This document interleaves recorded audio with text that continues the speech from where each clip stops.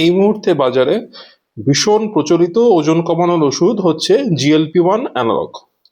তাহলে আসুন সেটা নিয়ে আজকে একটু আমরা আলোচনা করি।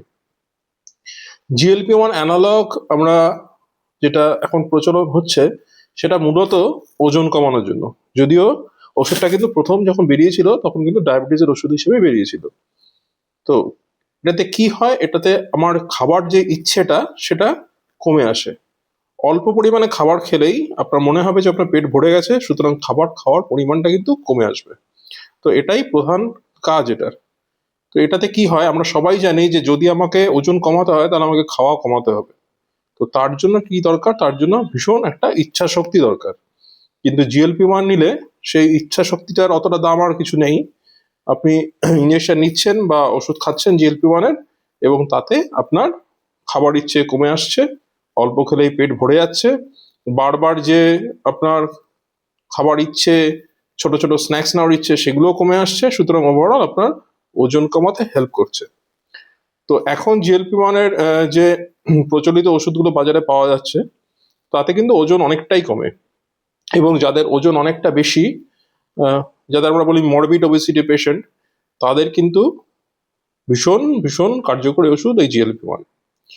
এখন GLP-1 নেওয়ার কিছু সমস্যা আছে। প্রথম কথা হচ্ছে যে GLP-1 ওষুধটা যদি আপনি নেন, ওষুধটা যেভাবে কাজ করছে সেটা আমি বললাম, তাহলে এটা কিন্তু আপনাকে সারা জীবন নিয়ে যেতে হবে। যেই মুহূর্তে আপনি GLP-1 নেওয়া বন্ধ করছেন তখন কিন্তু আবার আপনার ওজন বাড়তে শুরু করবে। দেখা যায় সাধারণত 2 বছরের মধ্যে যে ওজনটা কমেছে সেই পুরোটাই আবার পেশেন্টরা বাড়িয়ে ফেলে। 2 নম্বর সমস্যা হচ্ছে কিছু কিছু পেশেন্টের ক্ষেত্রে এর সাইড এফেক্টস হতে পারে, নশিয়া, ভমিটিং, ডায়রিয়া, অথবা বাড়াবাড়ি প্যানক্রিয়াটাইটিস অব্দি হতে পারে। তো সেগুলো তো যে ডাক্তারবাবু আপনাকে প্রেসক্রাইব করবেন উনি দেখেই নেবেন। এখন রুগী হিসাবে আর কি করার আছে?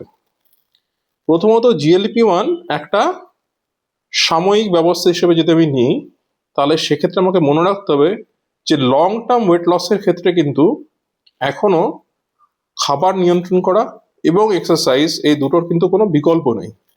সুতরাং যদি আপনারা GLP-1 নেন ওজন কমানোর জন্য, তাহলে আমার সাজেশন থাকবে যে আপনারা প্রপার একটা ডায়েট চার্ট ফলো করুন। সেটা আপনার ডাক্তারবাবু দিন, অথবা আপনি কোনো ক্লিনিক্যাল নিউট্রিশনিস্টকে দেখান, দেখিয়ে প্রপার ডায়েট চার্ট ফলো করুন। সেই ডায়েট চার্টটা খাওয়া অভ্যেস করুন, যাতে GLP-1টা যখন আপনি নেওয়া বন্ধ করছেন তখন যেন খাবার পরিমাণ খুব বেশি বেড়ে না যায়। 2 নম্বর, GLP-1 আরেকটা সমস্যা আছে যে যখন ওয়েট লস হতে শুরু করে তখন প্রচুর পরিমাণে মাসেলও কিন্তু লস হয়। সেটা প্রিভেন্ট করার জন্য ডায়েটে কিন্তু অ্যাডিকুয়েট প্রোটিন থাকা দরকার, এবং এছাড়া আপনাকে কিন্তু এক্সারসাইজটা রেগুলার করতে হবে।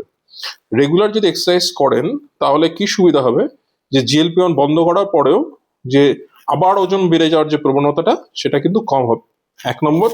2 নম্বর, আপনি যদি একটু রেজিস্ট্যান্স ট্রেনিং অ্যাড করতে পারেন, সেই রেজিস্ট্যান্স ট্রেনিংটা আপনার মাসেলটা যাতে লস না হয় সেটা দেখবে, এবং দীর্ঘমেয়াদীভাবে ওজন নিয়ন্ত্রণে রাখা এবং ওভারঅল মেটাবলিক হেলথ ঠিক রাখার জন্য কিন্তু আমাদের শরীরে মাসেলের ভূমিকা প্রচুর।